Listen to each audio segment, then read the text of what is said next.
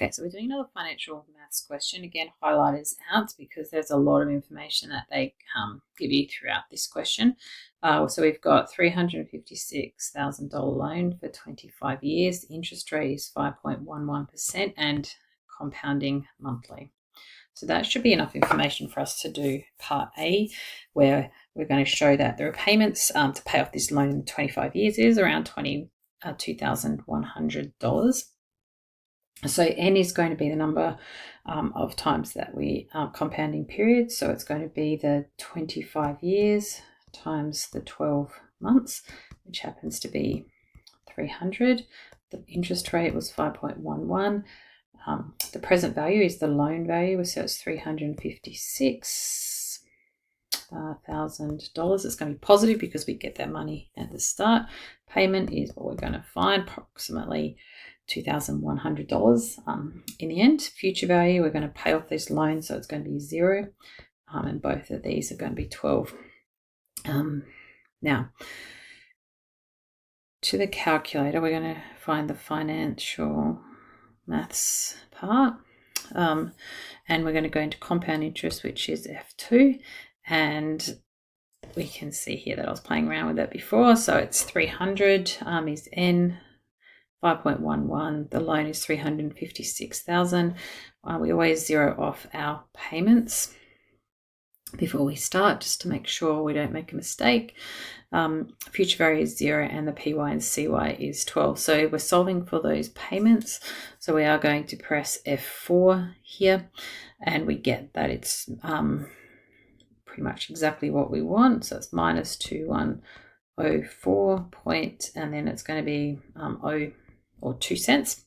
Now, we have to write down what the calculator gives us first before we can do the show that. And then we can just have this little statement at the side that says, therefore, it's approximately the $2,100. Okay.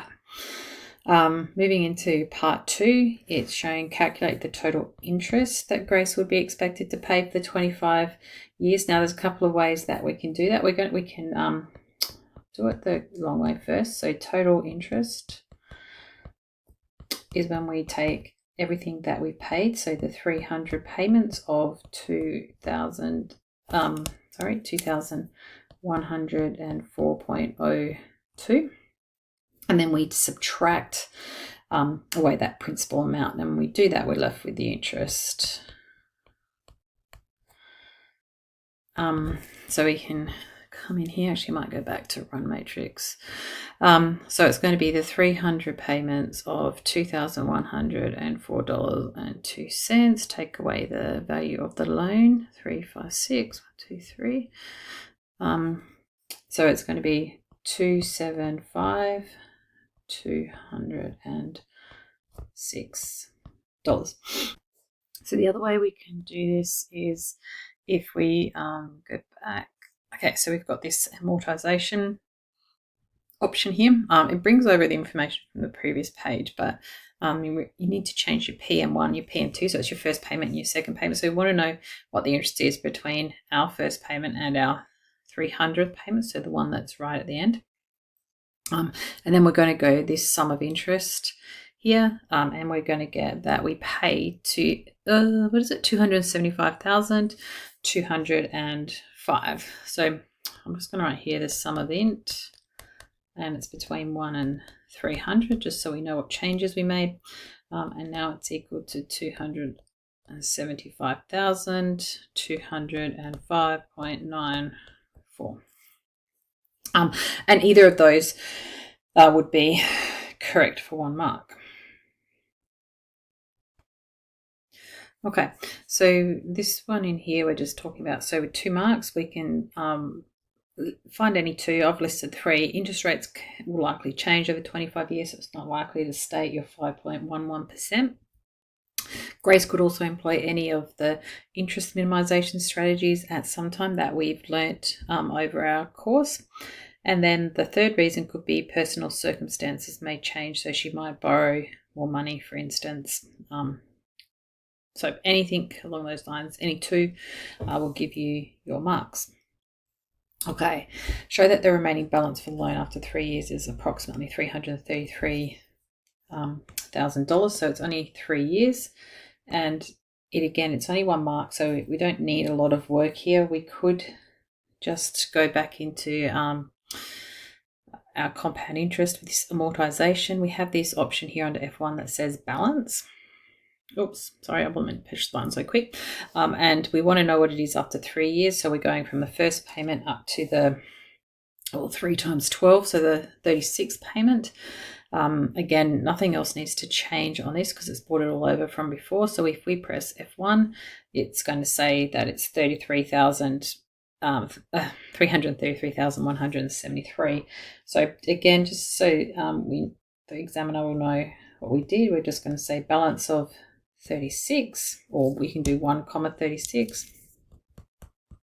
So from 1 to 36 is equal to 333,173.60, which is approximately equal to the value that they wanted above.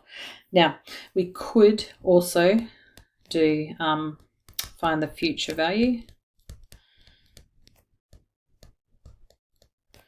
in 3 years and set that up as well. So set up the M, the I, the PV, and show what we're getting to. Either of those, but it's only 1 mark, so I'd highly recommend that we do the amortization method. Okay, so just flicking over to the next page now. Again, probably highlighters out would be a good idea, but she's won $50,000. She's got the option to immediately deposit that into an offset account where it's going to stay for 4 years. So just here, it's at this time, so it's after the 3 years. This is what's going to happen. So state the new balance that the interest will be calculated on as soon as the $50,000 is deposited into the offset account. So we're going to take the 333,173.60 minus the 50,000, and then hopefully we can see that that's going to be equal to 283,173.60. So that's just taking the balance that we found on the previous page and reducing it by the $50,000 that she just won. Okay, next bit of the question is saying that assuming that the repayments don't change and that the full $50,000 remains in the offset account, what is the balance after 4 years? So we could use this if we had to play with the balance function, but I think for this one we might set it up because it is worth 2 marks. So it's 4 times 12, which is going to equal 48. Interest rates are not changing like they said, so it's 5.11. We're going to have the 283,173.60 from above. Bring that down. In that very first question, we calculated the payments, which are going to be minus 2,104.02. The future value is what we're finding, and then we're going to keep both of these at 12. So if we go back in here now, back to simple compound interest, it's going to be 4 times 12. The interest rates were staying the same. This is now 283,173.60. The payments are going to be negative 2,104.02. Again, negative because that's what we're paying, so it has to be a negative value. The future value is what we're solving for, so that's already zeroed off at 0. So FB is going to be F5, and we can see that our answer here is negative 235,451.3.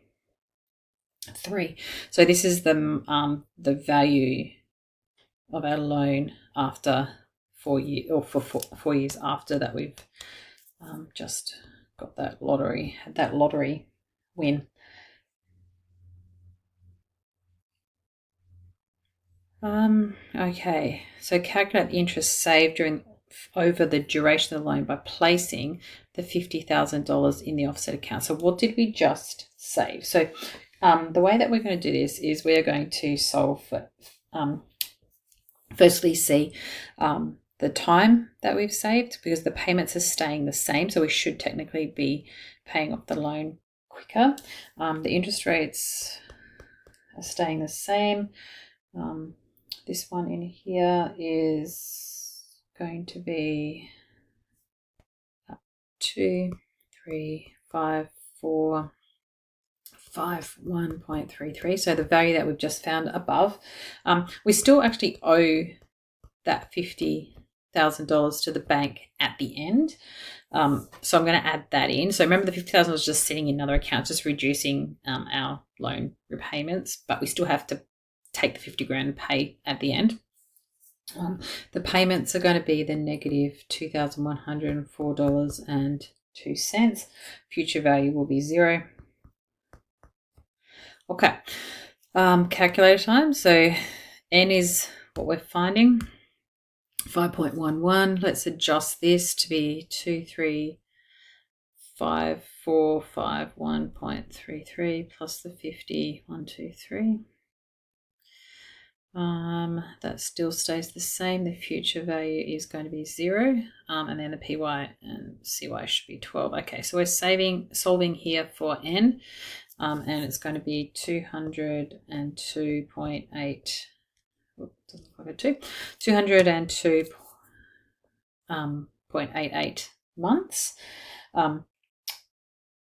or actually we might just use 9. 202.9 months. Okay, so we're going to come and just do a couple of calculations using that. So the total time now is equal to the first 3 years plus the next 4 years plus the 202.9. Now that was probably a lot. So it's the first 3 years, the next 4 years, and then we'll just call the rest. So that is equal to 286.9 months. So the time saved is now going to be the 300, because that's what we realized at the start. It's just here. So it's the 25 years with the 12 months each year. So it's 300. Take the 286.9. What is that? 13.1 months. So that's how much time we've saved. So the interest that we've saved is now going to be equal to the 13.1 times the $2,104.02, which, if we quickly come out here, is 13.1 times 2,104.02 is going to be $27,562.66.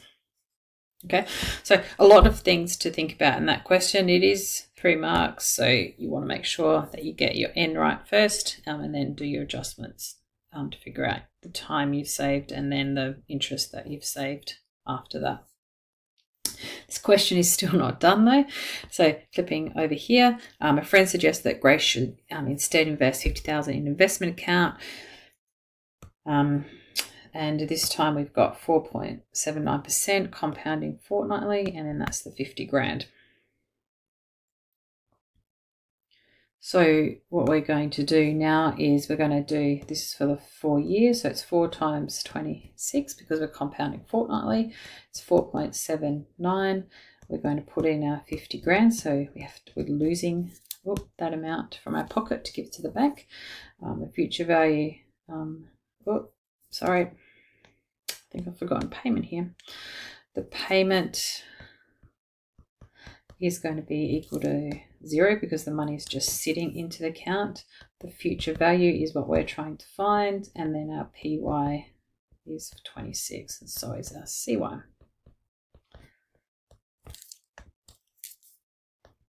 Okay, so menu, let's run across to finance.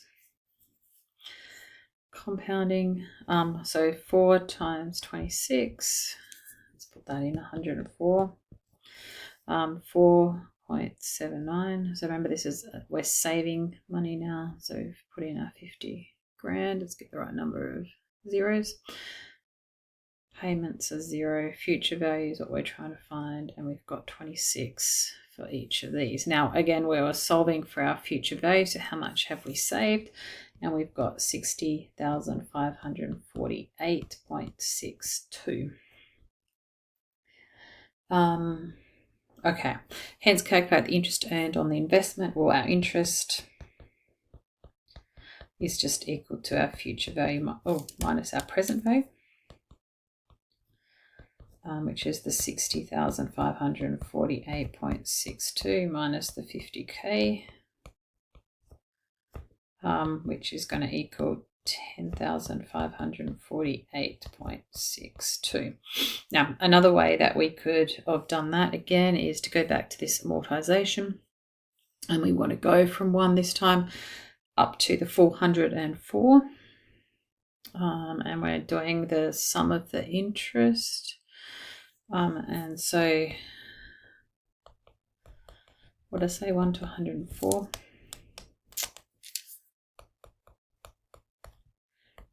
10548.62. For 1 mark, either of those will be fine. Okay, so it's just a little bit of a tax question. We've got a 37% tax rate, the total tax paid on the 4 years, so we only pay interest. We pay tax on our interest. So that means that the tax paid is going to equal 0.37. So we just divided this by 100, times by the 10,548.62. Menu 1, 0.37 times by 10,548.62. So it was 3902.99. So taxes paid on interest only.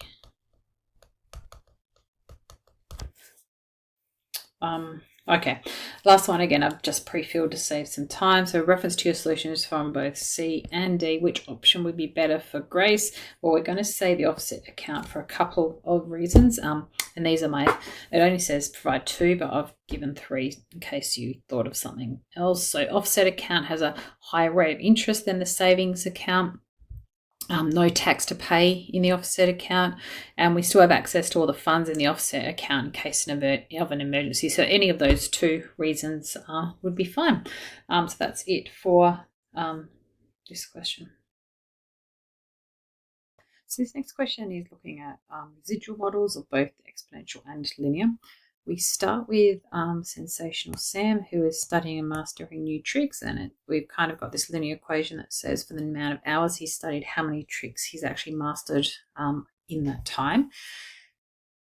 And part A is saying, well, can you complete the table and find the missing residual value?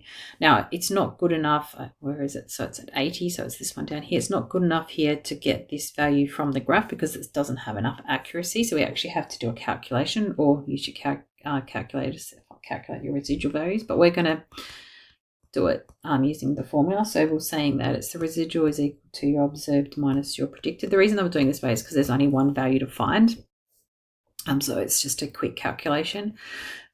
So what we want to know here is for this 80 up here, what is the observed value? Well, the observed value is your 27, and our predicted value is going to be using the equation that we've got. So it's 0.45 times the H value, which is the 80, and then we're going to minus 4.09, and we'll put that in our calculator and see what we get. So 27 minus, the brackets are important here, 0.45 times 80, take 4.09, and so we get the negative 4.91.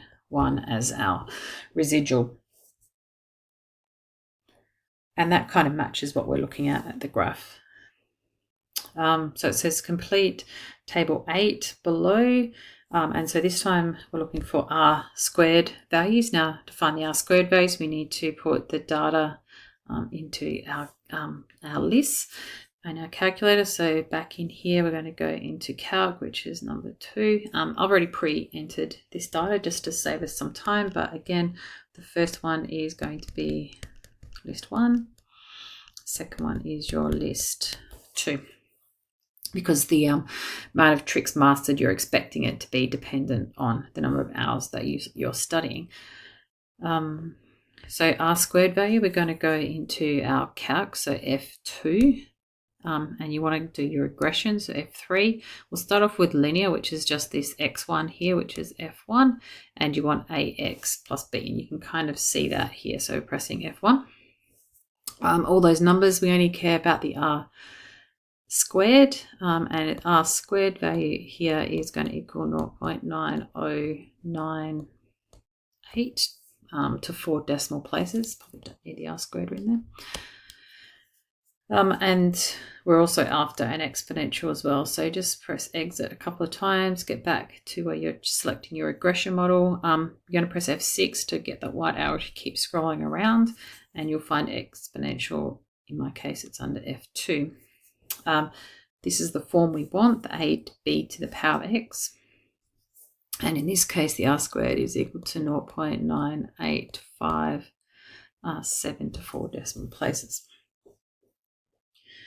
And that should be enough here. So it's saying now we're using evidence from part A, which is your residual graphs above in the table, and this table 8, because that's in BI, and discuss which model fits Sensational Sam's data. So because of the and here, we need to consider, we need, and it's also worth 2 marks, 1 mark for each parts to discuss. So looking at part A, what we're really looking at here is we've got, even this one's down here, we've got a little bit of a, it's more of a pattern. So not that random scatter that we like to say that the model fits a linear thing. So what we're going to say is that because of that, it's linear is not recommended. So part A, we're going to say a clear pattern is evident in the residual plot.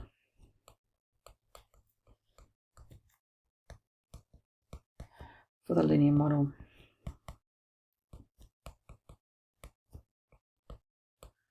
And then looking at part BI, we're going to look at those R squared values, and the exponential has a higher R squared value. So higher R squared value for exponential model.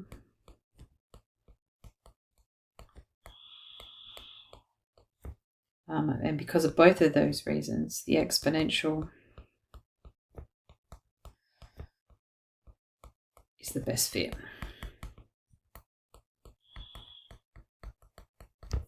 Okay. Now moving into an exponential model now, it says circle the corresponding residual point on the graph above that represents the greatest underestimate of tricks mastered based on the exponential model. So now, just if what we're looking for here is we want either the largest positive number or the largest smallest number. And just going back to our formula, we'll just have a think about it. So it says since the residuals is equal to the observed minus the predicted, we're looking for a large positive, which is this guy here. So it says circle, so we're going to make it quite obvious that we've selected the point after 60 hours of study. Okay, now A and B in the context of this problem. Now, if you're not sure where A and B fit into this, we're just going to go back to this table here. And I'll just get my highlighter, maybe this one here. And we can see here, there's our A and B. So Y is equal to A dot b for the exponential, and then these are our a's and b's for our linear. Oop.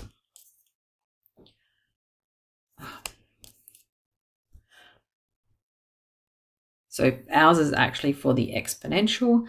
So this one here is our a, and this one here is our b. And so we're asked to interpret both of those. So firstly, let's just bring down the value. So a is equal to 2.14, and b is down here and it's equal to 1.052. Now, it does say in the context of the problem, so if you've got those general definitions for A and B, you do have to put it into the context of the actual studying. And remember, we've moved into Marvelous Max now. So we're going to say that at this, so A is always your initial value. So at the start of his study, Max could master approximately 2 tricks. Okay, so 2, because we're rounding, okay, so we can't do 2, or it's either 2 or 3, so we're rounding down. And then we're going to think about what that 1.052 means, and that one gets a little tricky. So with this one here, we've got 1.052, and if we subtract 1, we equal to 0.052, and then if we times that by 100, it's 5.2%. Don't know what happened there. So coming back here, my interpretation is going to be with each additional hour of study, Max increases his number of tricks by 5.2%. Okay, so you've got to be quite particular here with your words and your interpretation. It's also important here to with the additional hour of study. I'm not sure if I can highlight this additional hour of study, and then this one's here is at the start of his study, so that's got to come to play when you're talking about what these values of A and B actually mean. Predict the number of hours of study required for him to master, so we're talking about Max now, to master or still 48 tricks. So the T is equal to 48. Now the way I would do this is I would probably use my solve n again. So I would come back into here, I would press option, I would go across into calc, and then there's my solve n under F5, and we're going to solve that 48 is equal to 2.14 times 1.052 to the power of h, but in your calculator you're going to have to replace the h by the x. So 48 shift dot for your equal sign, 2.14 times 1.052 to the power of x, and then close your bracket at the end. Always comes up with this error, always press exit, and so it's taking about 61.36 or approximately 62 hours. Okay, the last little bit here is just saying when the graphs of the two exponentials, so looking at the exponential models for Sam and the exponential model for both Max, when do they have the same number of tricks mastered? So we're going to do that graphically for both. So if we just go into number 5 here, I've already entered both the Y1 and Y2. So the first one is Sam, the second one is going to be for Max. And then we're going to draw those. Now, if you can't see the intersection of these two lines, you're going to have to change your view window to either to zoom out so you can see the intersection, we go G-solve. We want to find the intersection of the two lines, and it's telling us that when H, which is your hours studied, is equal to 20.56 hours, both have mastered, what is that, 6.07 tricks.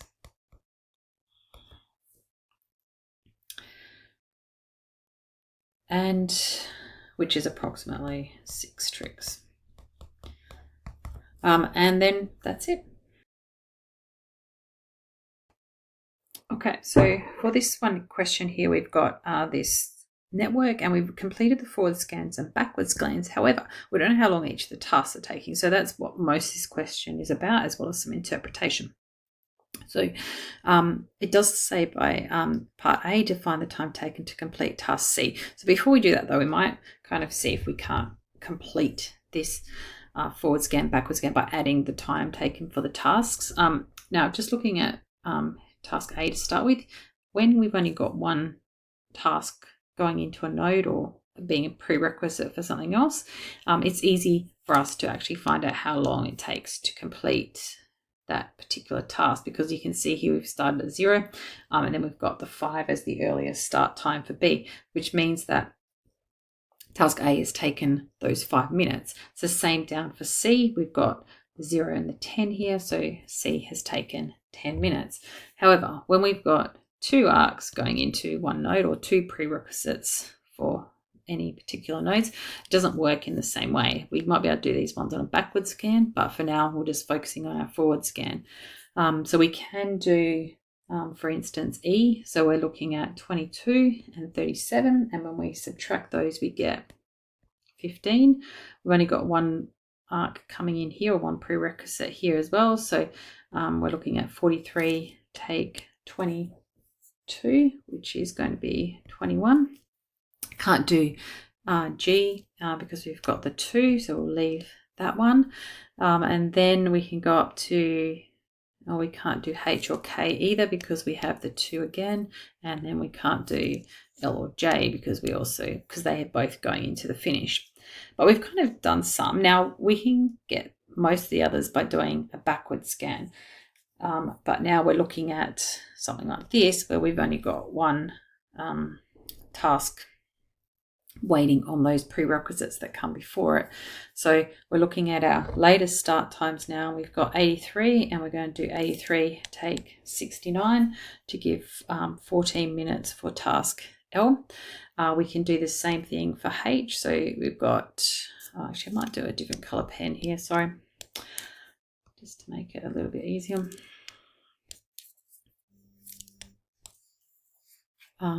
So we've got 83 and 69 was the 14, and then the 69 and the 37 will give us 32 there.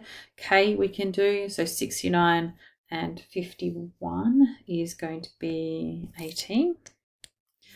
And we've got one here with 83 and 72 to give us 11.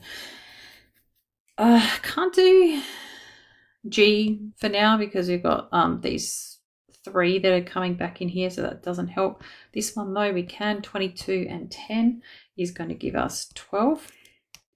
And coming back here, we've got this dummy link. So that with K, I could do the 18 because this is a dummy link, so it's got 0. So if this one was being used, the 72 would be into that latest start time, which it's not. So that calculation up here for K can hold, even though it's got 2 coming in to it. All right. I think that's pretty much all we can do for now. G is the only one that we're really missing, but we have enough information now certainly to do part A. So state the time taken to complete task C. Task C is going to be over here, and we can see here now that it's going to take 10 minutes to do. Okay, next question below is saying that what's the total time taken, to do A and B? Is it shorter, longer, or the same as C and D?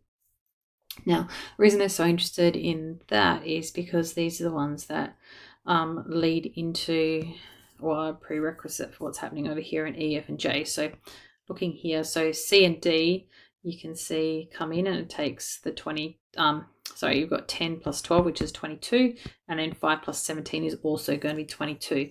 So it's going to be the same. I might just rub that out because it's not that important to what we do later on. So we're going to tick the box to say that they are the same. State the time taken to complete task K. Hopefully we've done that before.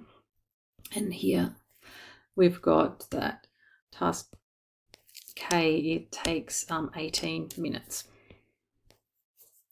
And we can write that down. My pen just does not like that highlighter. 18 minutes. The latest start time for task F. So if we come up here and have a look at where F is, now what we're doing to calculate this is we know that the latest start time for K, if I might just change my color again, is going to be 51, and we know that task F takes 21 minutes. So the latest start time then for F is going to be the 51 minus that 21. So it's 51 minus the 21, which is equal to 30 minutes. Okay. Which of the following tasks has the greatest slack time? So there's a lot of calculations that we're going to have to do now. We're going to have to flip up and back to that network diagram. Might try to do two at once maybe. We'll start with see what's happening at tasks D and F above. So we're doing slack time. So D and F. Okay, so D and F. So with D, we're interested in, so D's up here, so we're interested in these two numbers. So the latest start time for D and the earliest start time is both 10. So when we calculate the slack, it's going to equal 10 minus 10, which is just going to equal 0. That's for D. And then F, which is up here, it's a little bit different. So remember we just found the latest start time for F before, and we said that that was 30. So when we do the slack for F, it's going to equal that 30 minus the earliest start time, which is 22, to give us 8. And that, oh, that's not for D, it's for F. So we're going to put that in this bit below. So again, just doing a few at a time. So 10 take 10 equals 0. And then we did the 30 take the 22 to equal 8. Oh, 10 take 10 is not 10, it's 0.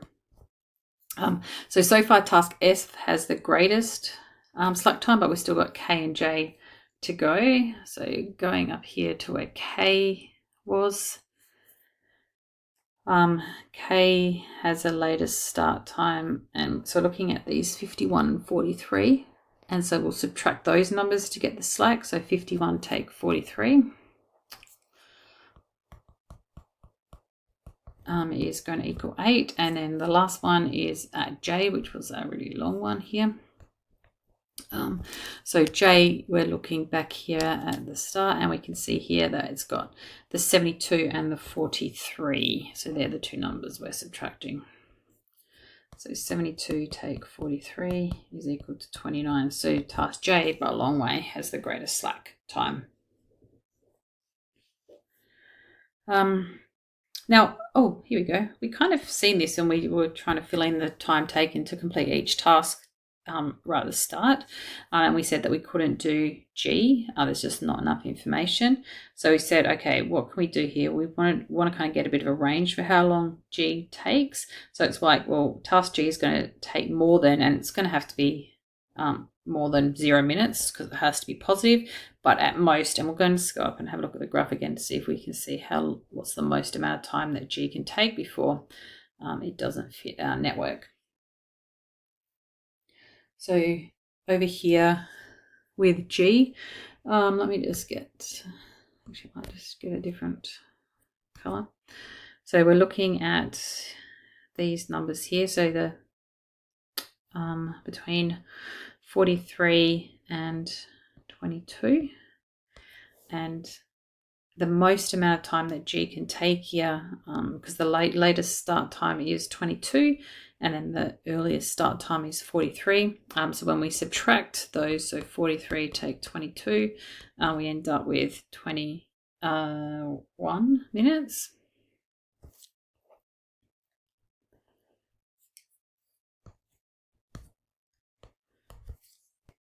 And now we're looking at they're saying, they actually tell us that there's 2 critical paths within this network, which we can see by looking, and we'll highlight them in a minute. But it's saying, let's state all tasks that are on the critical that are critical within the network. So we'll go back up and label our critical paths, or highlight our critical paths is probably easier, and then think about what we actually have on those nodes, on those paths. So we can see here the first one is probably the easiest. So if we go up through A and B, and then we want to go up through path A and task H and then L. So that's one of our critical paths. The second one is, oh, maybe not green because we've already got some green highlights on there. We'll do pink. Is going to go down through C. So we've got this one that comes down here through C, then up again through D, and then it kind of takes the E, H, and L loop as well. So essentially all of these tasks are critical. So if we look at it, it's everything but F, K, G, and J. So we're going to put all of those tasks now below in the question. So everything that's critical, we had A, B, C, D. We've got E that's critical, and we had H and L. So the others are not. All right, the last question here is just asking us what happens if we reduce task D by 3 minutes. And it wants to know what's going to change with the critical paths and then the completion time as well. So we'll just scroll back up to our graph again. Now, just as we go past here, you'll see that D has no slack at the moment. So by reducing D by 3 minutes, we're going to introduce some slack.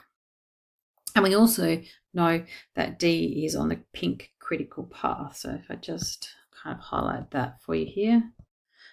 Okay, so at the moment it takes 12 minutes. If you reduce it by 3, this is not going to be, the pink one's not going to be a critical path through the network anymore. So what's going to happen is we're only going to have the pink critical path of A, B, E, H, and L. And then that completion time is just going to stay the same. So it doesn't actually change because nothing was increasing or reducing, just that one task. So the way we're going to write that is we're just going to say that there's only now one critical path, and that path was going to be A, B, E, H, and L, and then the minimum completion time